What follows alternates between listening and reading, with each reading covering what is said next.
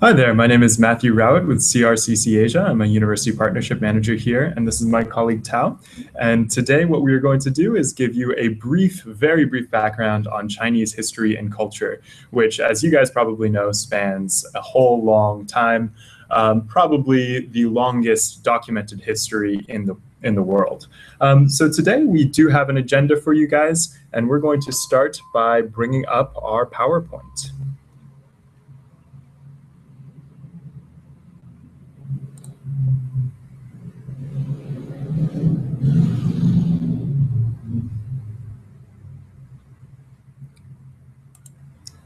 Give us 1 second here.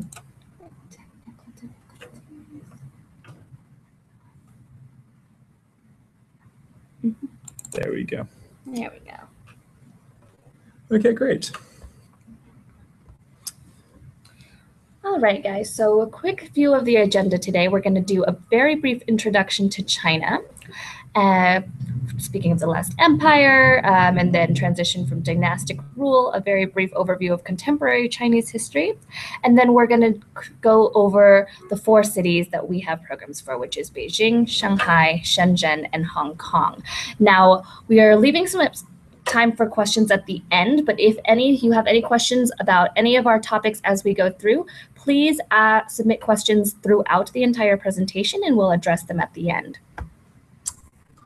Great. So I wanted to start with a very, very brief overview of the length of Chinese history. Here you can probably see the terracotta warriors, which are basically found in Xi'an. And this was basically the ancient capital of China. Xi'an is in the northeastern part of China. It is a very important part in Chinese history because the capital of Beijing didn't actually become the capital until foreign invaders took over. So if you've ever seen these warriors, basically these warriors were constructed under the rule of an emperor called Qin Shi Huangdi. Qin Shi Huangdi was the first emperor of China, and he basically established the Qin dynasty, uniting China under one emperor. Before that, there were the Zhou and the Yuan and the Song dynasties that were all basically small little communities of warlords that were not united under one banner. In 221 BC, Qin Shi Huangdi basically unifies the entirety of what we know as basically Eastern China right now, uniting China under his rule.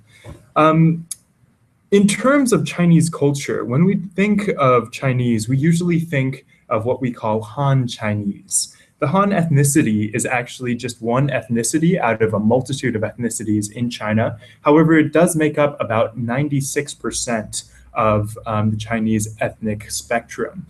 In 206 BC, there was the start of this Han dynasty, which opened the Silk Roads and continued construction on the Great Wall. In 220 to 960 AD, we have the Middle Dynasties, where China was divided into 3 kingdoms. Then you have the Jin Dynasty, the Southern and Northern dynasties, the Sui Dynasty, and then, of course, the Tang Dynasty. Whenever you hear of the Tang Dynasty, this is really where the heyday of what we consider to be Chinese dynastic rule really happened. They invented the printing press, they invented fireworks, they invented gunpowder. All of that is usually around the time of the Tang Dynasty, where culture and arts really flourished. So if you ever hear people who study poetry in China, they usually have a very good background in Tang Dynasty poetry. From 960 to 1279 AD, then you have the Song Dynasty, which is basically the last real Chinese dynasty before a series of foreigners come in and take over. In 1206, of course, you have Genghis Khan, who unifies basically the entire people of Mongolia and starts basically taking over the entirety of Eurasia. As part of this campaign, his son Kublai Khan basically establishes Dadu as the capital of the Great Grand Khanate, which was the largest Khanate within the Mongolian Empire, and Beijing was its ruling capital. So basically, Beijing was not so much in the Chinese imperial scene until it was established under a foreign ruler, which means the Mongolians took over. And then you have the Ming Dynasty, which transitions back to native-born Chinese rulers. And then you, of course, have the Qing Dynasty, which was a Manchurian dynasty that basically took part from 1944 until its fall until 1911.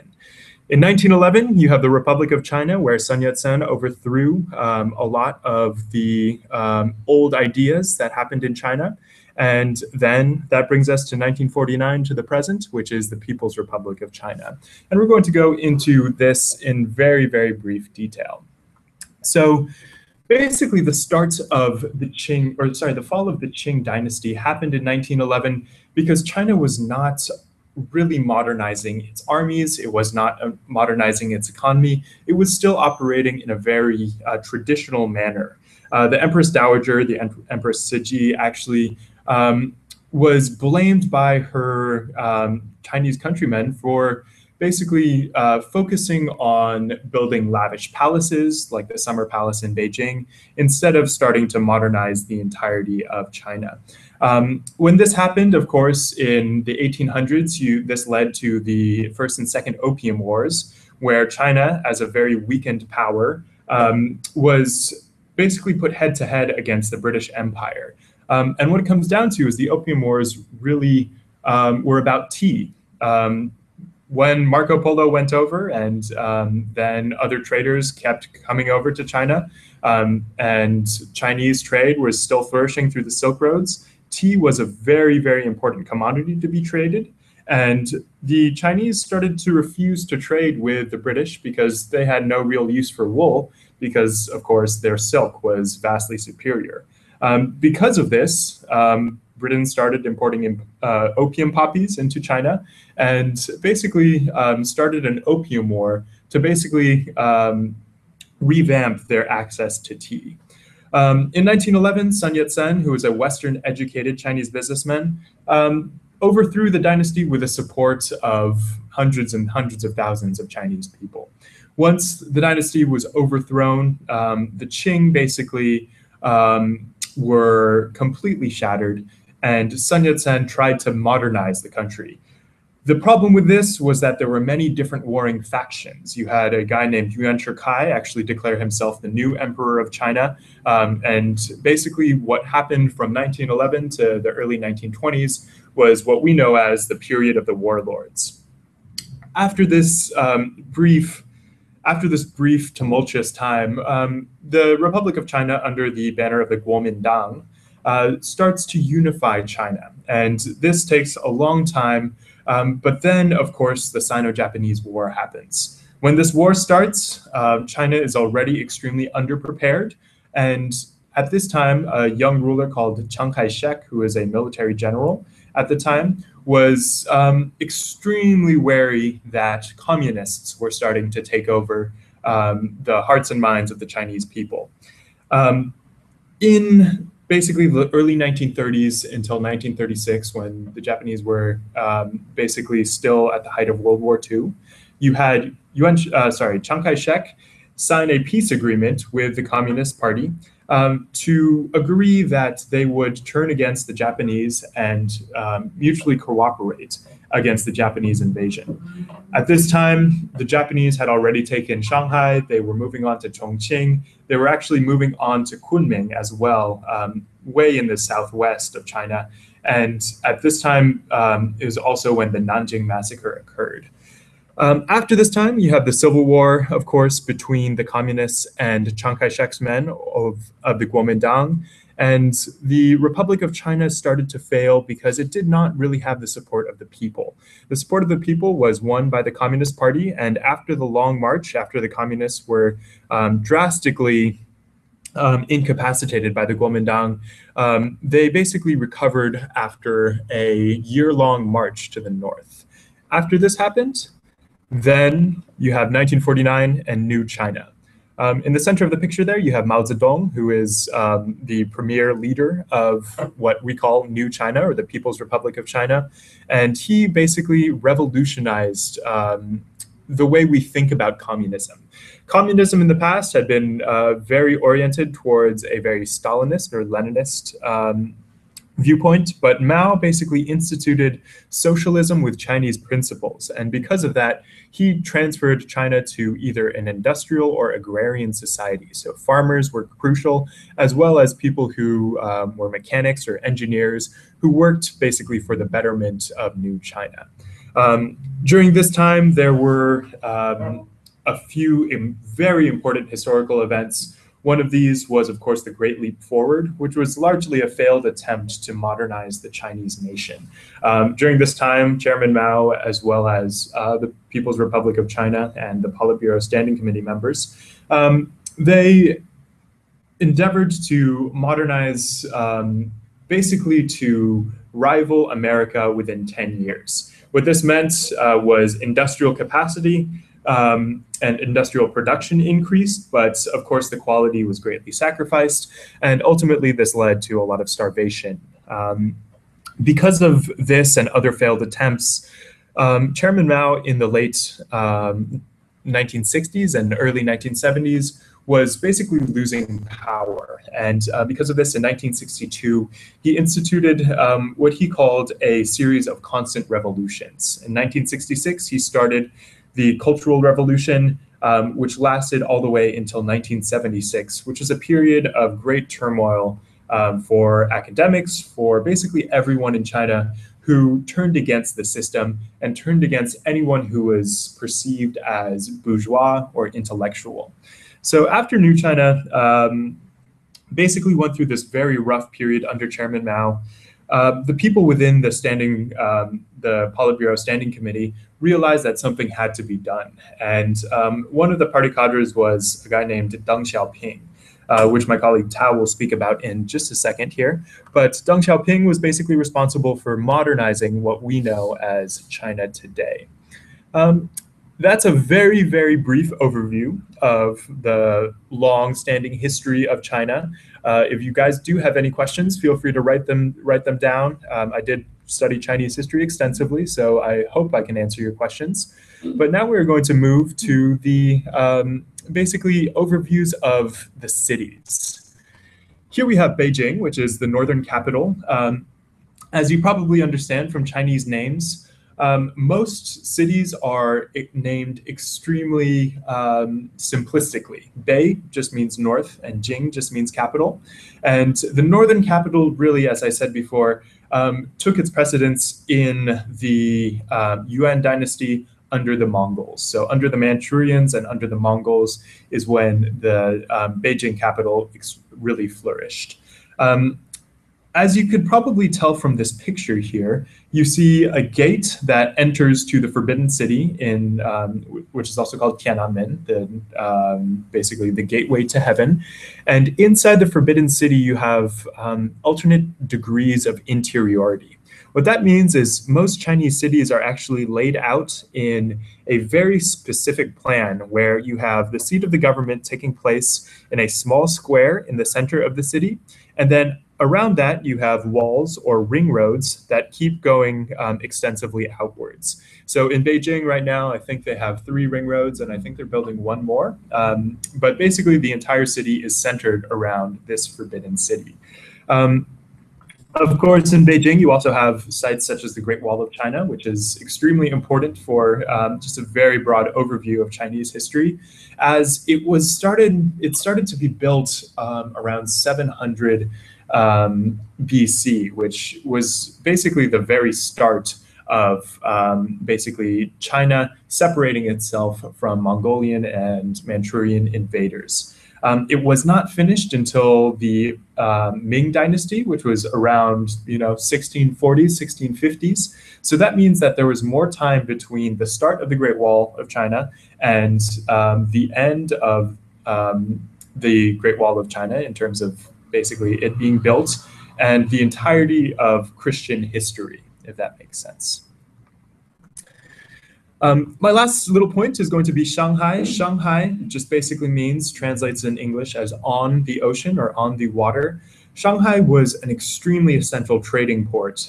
It used to be a small fishing village, but under the Ming Dynasty, it really flourished into a central trading port. And then after the Opium Wars, it was actually transformed into an area of concessions, which means that the French had a concession, the Americans had a concession, the British basically had controlled a vast majority of Shanghai. And as you can see in this picture, this is the Bund of Shanghai. Today, it looks extremely different. You have high rises and everything that go down the entire Bund. But it does give you an idea of how bustling the city really was and how important the city was for trade in terms of getting Chinese goods to the world. Of course, the policies in Shanghai during the Opium Wars, especially following the Opium Wars, were extremely racist against Chinese. And because of that, Shanghai really became a very different center for intellectualism starting in the 1920s. In the 1920s and the 1930s, under the Republic of China, Shanghai was flourishing. It was, in basically 10 years' time, it had gone from a very almost frowned upon city in the Chinese ideology, just because it was foreign controlled, to a very metropolitan and cosmopolitan city, because Chinese basically wanted to take part in the modernization that was happening within China itself at the time. I'm going to pass this off now to my colleague, who is going to talk about Shenzhen right now. Thank you, Matt. So Shenzhen stands for, or translated means deep river. Quick snapshot about the city. It is a major city located in southern China's Guangdong province. Today, the Shenzhen of modern day has a population of about 15 million people and a vibrant economy due to its position as southern mainland China's major financial center.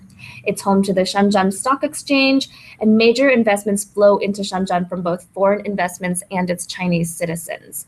So with its rise in technology and manufacturing, Shenzhen is also now known as the Silicon Valley of China. So it's gotten very industrialized and it's become a very modern city. But prior to that, even with Shenzhen currently with its reputation for being a large metropolitan city, just about 40 to 50 years ago, it was just a fishing village with a population of around 300,000. So that was back in the 1970s and 80s. During then, Shenzhen underwent major changes under the economic reform of Deng Xiaoping, which Matt mentioned earlier. Deng Xiaoping was a major communist leader in the 1970s to 1980s. He believed that with the right policies and reform, China could flourish as an economic power still under socialist rule. He engineered reforms to manage the exploding population. He was the one that manufactured that one-child policy and instituted economic policies to encourage business and financial growth in China. And one of these reforms was establishing special economic zones where the government would allow more free market-oriented economic policies to attract businesses and investments. So Shenzhen was actually the first special economic zone in China. Now, Shenzhen is the home of a financial investment in booming technology and manufacturing industry. Like I mentioned earlier, with manufacturing and technology companies, Shenzhen's become a major player for many industrial companies and small startups. So it's really become the Silicon Valley of China and really established itself as a manufacturing center. And Deng is credited for Shenzhen's success as a city. So if you go to Shenzhen, you can actually see a big portrait of him displayed in the in Shenzhen in Guangdong province. So if you see here, this is one of like the parks outside in Shenzhen, kind of paying homage to Deng. And then just some snapshots of Shenzhen. You can see in the top left corner, that's Nanshan District, an area in Shenzhen that houses the high-tech industrial park, which is home to a lot of startups and tech companies. Down at the bottom is Shenzhen City Hall. And then top right is a Window of the World, which is a major theme park in Shenzhen, which features a lot of major attractions, some major points from across the world. So if you see there, you can see the Eiffel Tower and other major monuments over the world. And then the bottom there is the Shenzhen Stock Exchange. Very different from its fishing village days. And then we're going to talk about Hong Kong, which translates to Fragrant Harbor. So after the First Opium War from 1839 to 1842, Hong Kong, or Hong Kong Island, as it was known at the time, was claimed as a British colony. The island came under control of Japan after the Second World War. and was reclaimed by the British and finally transferred to the People's Republic of China in 1997. So Hong Kong went through a lot of exchange of hands, but now it's under the People's Republic of China. Hong Kong, under the People's Republic of China, Hong Kong became a special administrative region. The special designation means that it is an autonomous territory responsible for its own economic and legal affairs, except in regards to diplomatic affairs and international defense. So they have their own policies when it comes to the economy, to its legal structure, and this hands-on approach has really allowed Hong Kong to thrive as a haven for free market enterprise. So a little history about Hong Kong. Back in the late 1970s, Hong Kong was a major entrepot or international port where goods can be traded. And this attracted people from both Europe and China to Hong Kong. And now it's known as the world's freest economy due to its support for free trade and low taxation. Hong Kong does not have sales tax, a VAT, or capital gains tax, making it a very attractive place for businesses to establish and grow. The Hong Kong Stock Exchange is the 7th largest in the world and is the largest center for IPOs. So it's generally the easiest place to raise capital. Okay. Now I'm going to go very briefly into Hong Kong because we had an entire webinar that Matt led, which gave an introduction to Hong Kong, its history, and our China internship program in Hong Kong. So if you're interested in learning a little bit more about Hong Kong and our programs, you can visit our webinar there. Now, a quick look here at the China internship program for August. We just want to give a quick promotion. For the month of August, we're actually going to be offering 50% off deposits made by August 31st. So if you are interested in the China internship program and have either applied, gone through an interview, or are considering applying, I would recommend that you sign up today, talk to one of us, and if you give your deposit for this month, you will have 50% off. So anything else you want to add, Matt?